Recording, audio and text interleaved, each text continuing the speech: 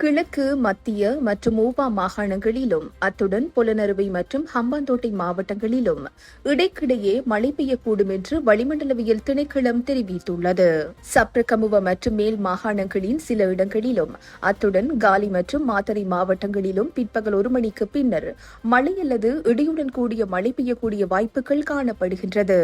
மத்திய மலை பிரதேசங்களின் கிழக்கு சரிவுகளிலும் வடக்கு, வடமத்திய மற்றும் வடமேல் மாகாணங்களிலும் அத்துடன் திருகோணமலை, ஹம்பாந்தோட்டை மற்றும் மொனராகலை மாவட்டங்களிலும் மணித்தியாலத்திற்கு சுமார் 40 கிலோமீட்டர் வேகத்தில் அடிக்கடி ஓரளவு பலத்த காற்று வீசக்கூடும்.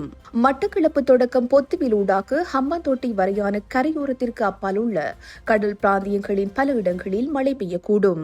கொழும்பு தொடக்கம் காலி ஊடாக மாத்தறை வரையான கடல் பிராந்தியங்களின் சில இடங்களில் மாலை அல்லது இரவு வேளைகளில் மழை அல்லது இடியுடன் கூடிய மழை பெய்யக்கூடும்.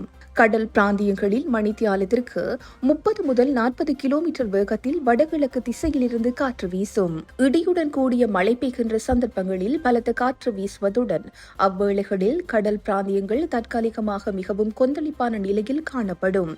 மின்னல் தாக்கங்களும் ஏற்படக்கூடிய சந்தர்ப்பங்களில் பொதுமக்கள் அவதானத்துடன் செயற்படுமாறு கேட்டுக் கொள்ளப்படுகின்றனர்.